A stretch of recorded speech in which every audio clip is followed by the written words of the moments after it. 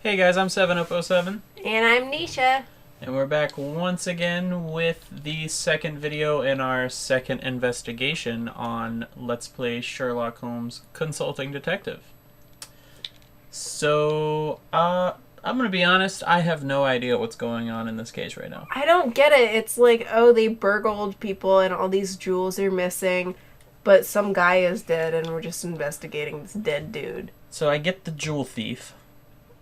That's pretty self-explanatory. Yeah. I get that it was about the Lady Leeds. Yeah. But I don't understand the reference to the people getting their carriage bombed. Oh, yeah. Why did they get their carriage bombed? Well, it was like a reference to like a past event, I think. But I don't know who it was talking about. I don't know who did the bombing. I don't know who got blown up. I'm very confused about the whole thing. Did they say it and I just didn't hear it? Or like, and we didn't hear. Maybe, I don't know. It's hard to hear what they're saying, dude. The music is so loud in this game. Yeah, somewhat. So it'll be like, oh, and It's trying to make it super dramatic, and then you're just like, what the fuck did he just say? I don't even know. Yeah. So, yeah, I guess we're just gonna go with it, but maybe we'll figure out what's going on eventually. Who really knows? What's that doctor's name? Oh wait, this is... Trevelyan. No? Yeah, right here. Dr. Percy Trevelyan. I have a different doctor on this list in front of me.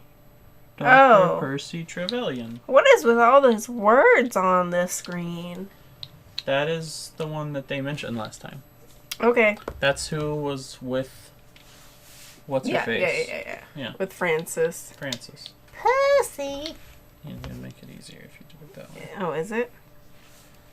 Oh. Like, actually readable, yeah. Doctor, we understand that you dined with Francis Nolan on the evening of July 1st. Yeah, Yes, what were you that is doing? correct. We dine every Sunday. Her sister Loretta has been under my care for some 10 years. First at the Mesmer Braid Institute and then in private practice. Without breaching physician-patient protocol, would you mind telling us the nature of her illness? She never quite recovered from the overwhelming trauma of watching her parents being blown to bits. Quite understand. As is often the case with young orphans, they tend to create fantasies about their parents. Miss Loretta Nolan truly believes that her father was the King of England, making her a princess. Do you think her unconventional behavior stems from that fantasy? Absolutely. As a princess, she believes she can do no wrong. I must say that she's worlds apart from her sister Frances. Do you know Frances Nolan well? Yes, rather. Through my treatment of her sister, I've known her for years. Let me say that it is difficult to believe that Miss Frances is capable of murder. She has a quiet, unassuming personality.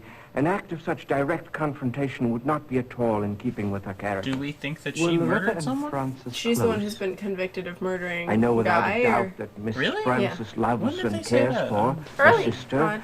almost as a parent would a child. Miss Loretta, well, she loves her sister as much as she is capable of love. What does that mean? That means she's not capable of love. So she doesn't love anyone. She's a robot. Oh my god. Solved the mystery. The robot did it. The robot. First the mummy, now the robot? What's this world coming to? Alright, they didn't give any names. He didn't name drop No, anybody. he just talked about Francis's maid. Which we talked to. Okay. So... Can we go talk to Porky Shinwell again? If you want to. No, thank you. But we can talk to one of the people, or a few of the people who are on the list. On this list? On the... Yes, actually. Who? We can go Sir talk. Jasper Meek? Actually, yeah, we can. Oh. Wow. Okay. Who else? We can also speak to H.R. Murray and O'Brien. O'Brien? Yeah. Who are all... Didn't we talk to like half these people last time?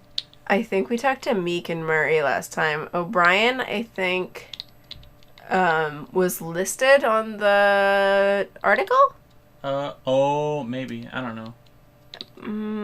I don't remember. Let's go talk to Meek. Okay. You're quite sure the murder weapon was a small caliber pistol? Quite. Yeah.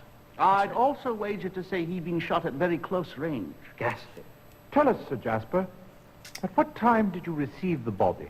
Around 1 o'clock in the afternoon. And how much time would you judge to have elapsed from the time of the murder? Well, it's always difficult to be precise in these matters, but I'd venture to say he'd been dead anywhere from 4 to 10 hours. That's a very broad range. Thanks, Guy. Sherlock, it is 1890. I don't fucking know. We don't have these tests yet. So, Guy is dead. Guy is dead. He didn't fake his death. I was just making that up. Oh. Someone said something making me think he was still alive. Maybe it was his father? You know, I thought, not his father, maybe it was his father. I think it was like he was listed somewhere and it sounded like he was alive. So I thought he was alive too. I'm pretty sure his father made a comment like when he comes back around, something. He said, I hoped he would come back around or something. No, he said, I hope he learns from this or something like that. Oh. Well, that's actor probably fucked up his line. Like, so, man, he did. Good news, Alan. What? We can speak to Porky Shinwell. No fucking way right now. Oh my god. Maybe these are just like all the guys that are... Yeah, I think a lot of these are people. They're like the doctor, the autopsy person, this investigator. You know, they're all people who will help us. Why don't they call him Sir Dr. Jasper? It's like the guy I know who we all call Professor Dr. Astronaut. Yeah, that one. Alright, Porky Shinwell. What you got for us? Sure, I remember Clarendon. He and his lady friend used to stop in here from time to time. Is he a bar owner? Yeah, I Usually think on their so. way to Kilgore's gaming parlor or coming back from it. Rumor has it, Clarendon was into Kilgore for a sizable sum. Do you happen to know how much? £7,000 was the figure I heard. Got to the point Kilgore like wouldn't allow him in the door. That is. Clarendon made a big fuss till Gus Bullock stepped in. Clarendon backed down pretty quick. Don't blame him none. Nobody in their right mind would want to mess with the likes of Gus. Do you think Bullock was involved in the Gus murder? Bollocks. Nothing you could tell me about Bullock. that bloke would surprise Bollocks? me. Like Sandra. Anyway, He's got some big Kilgore bollocks. makes it clear to Clarendon that he wants his money. Then, a month or so later, Clarendon comes in all smiles. And he and Kilgore getting on like chums. Figure Clarendon must have paid him back. Clarendon. Then, Calvin Leach steps into the picture. Now, who's Calvin Leach? Leach deals in what you might call stolen property. Dealer, too. Give me one half the value of the article. Leach have to do with Clarendon and Kilgore. Usually nothing at all. But there it is. Leach, Kilgore, and Clarendon meeting late at night just as thick as thieves. The meetings continued on right up to, well, the night before Clarendon's death. Very interesting. Now, we've been standing here jawing, and I don't recall hearing anybody order nothing. What'll it be, mate? He's the bartender that knows the exact time everyone was at.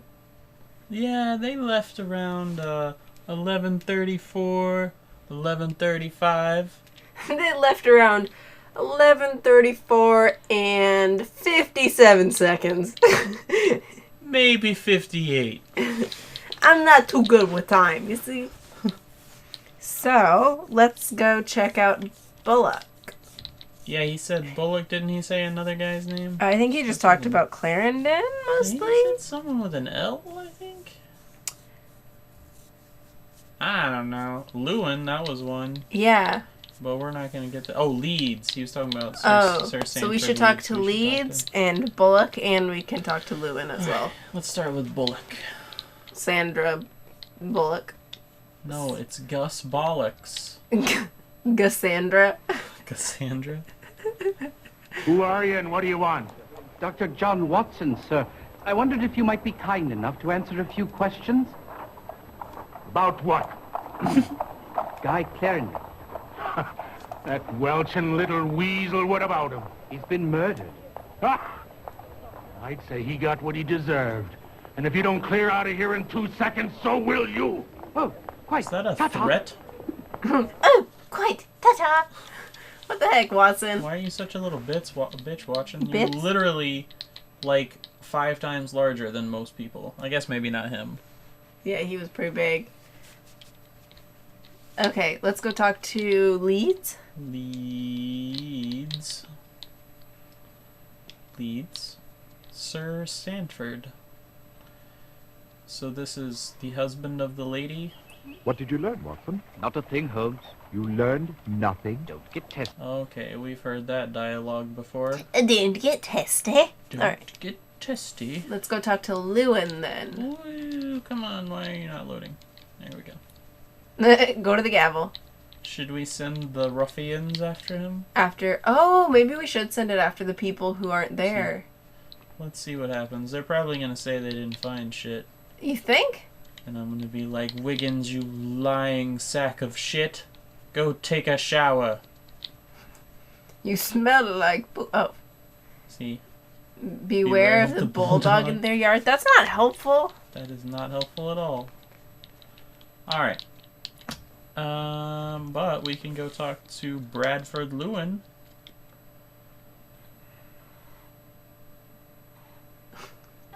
We were at a reception at Buckingham Palace for the new head of the China delegation. Upon arriving home, my wife discovered that her favorite ruby earrings were missing. We noticed nothing else out of place. No sign of a search, that is. And none of the servants had heard anything suspicious. That was the most useless thing. And most pretentious voice I have ever heard. What was with that guy? Oh no, our diamonds were stolen. Good thing we have 47 more. Good thing we are so rich. Okay. That's all that I know of. Okay, well, let's go down our list. Cox and Company under bank. So go talk to the bank. Who the hell is Cox and Company? Like Dr. Cox from Scrubs? Cox. Cox is a lovely last name. Mr. Clarendon appears to be a frequent depositor. Yes, but it looks as if he's afraid the money will burn a hole in his bank book if he leaves it in too long. Okay.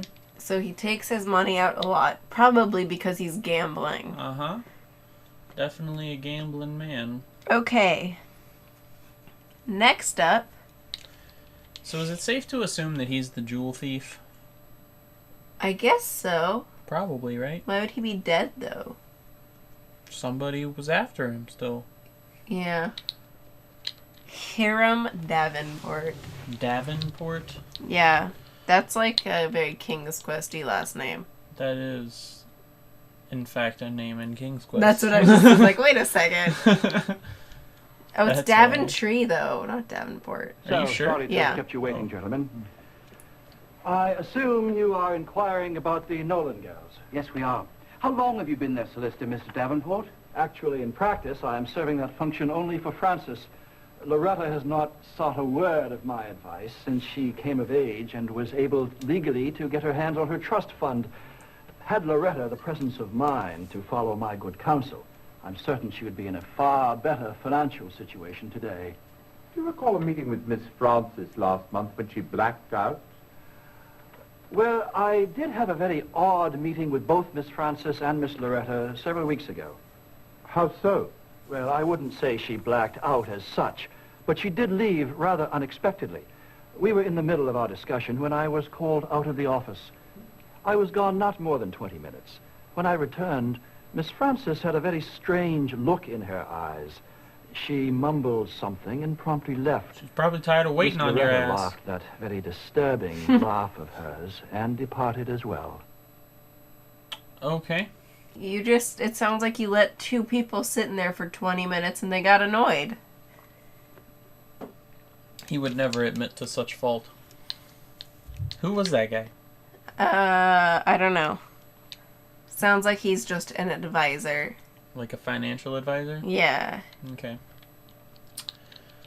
Cool. Well, we're not getting a lot of names so far. Okay. This one says Edward Hall. And I guess Oh. you can set up an interview with Francis. Yeah, he's here. What, through him? Yeah. What? This is getting crazy now. Crazy. I understand that Wilfred Robards is considering Nice taking hair. Miss Nolan's case. It's grandma He might be hair. able to help you. If you'd like, I can arrange an interview with Frances Nolan. Please do. She's being held downstairs, you know. Oh, right, she's arrested. Oh, yeah. I forgot about that. We might be able to help you, Miss Nolan, if you could just remember what happened that night in Mr. Clarendon's room. Well, that's just the trouble. I can't remember anything except seeing Guy's body across the room and the pistol in my hand. Where did you get the pistol? I've no idea, though the police assure me it's mine. I didn't know Guy was at Halliday's. I've never even been there before. And why would I shoot him anyway? We loved each other. There, Miss Nolan. Stiff upper lip. Thank you. What did he say? A stiff upper lip. Oh, What okay. is the last thing you remember before the room? He at said zip Halliday? up your lip. Hot cocoa in bed. Beg your pardon? Well, every night before I retire, my maid, Grace, brings me a cup of hot cocoa. How nice. Yes. And before that? Well, before that, I dine with Dr. Trevelyan, as I do every Sunday evening. My sister, Loretta, is under his care. The doctor and I have become good friends over the years. He left Or at 10 o'clock. lovers, Always maybe. says. Dum No, dum dum. Where did you first meet Guy Clarendon? the country estate of Cornelius Oldwine in March. Old wine. My sister, Loretta, was attending a party there. I suppose things got a bit out of hand because it seems she dived into a fountain. She caught pneumonia and I had to go and fetch her home. Guy was also at the estate, and that's where we met. And he immediately began paying court to you? Oh, heavens, no. Nobody seems to take much notice of me. I Aww. suppose that comes from having such a wildly attractive sister. But she's That's why I was so crazy. surprised when he called Yeah. 2 weeks later. No one cares. We began seeing a great deal of each other. We went on long carriage rides, had picnic lunches. It was all quite lovely. What a romantic And then on the time. 5th of June, he declared his love for me and asked for my hand in marriage. Marry me. I was so happy. I couldn't have killed him. How do you explain your presence at Halliday's? Well, I can't. It's just like the other 2 times. You've had memory losses before. Yes, twice in the past month. The first time I found myself atop a horse in Hyde Park with no recollection My of God, how I I'm on a got there. horse. The last thing I remember was having lunch with my sister Loretta. And there I was, atop a chestnut mare. How peculiar. The funny thing is, I'm terrified of horses. You mentioned there was a second time. Yes, a few days later, I met with my solicitor, Hiram Davenport. Then the next thing I know, I'm at the Newgate Street station. I consulted my physician, Dr. Mason, and he was quite as baffled as I was. One last question, if you will. Uh-huh. What is your relationship with Gerald Locke? Block? Who the Yes. fuck is Gerald Locke? He's a dear old friend. Though I'm afraid we had a falling out of late. He said some very unkind words about Guy. Okay, well that was abrupt. So she mentioned Halliday's. And Locke. Lock or Block? I don't know. I don't see either of those names on this list. What the hell? So I don't even know who he is. Okay, I don't know. Well, anyway. Well, who was the other one she said? Halliday's Halliday. private hotel. Okay, well, we will go check that out, but in the next video. We might even be able to finish this case In the next video? in the next one. Well, we'll try to, for sure, because I think we've gotten through most people. Yeah, So. we'll figure it out. But anyway, we shall continue and possibly conclude this case in the next video. We'll see you guys then. Bye.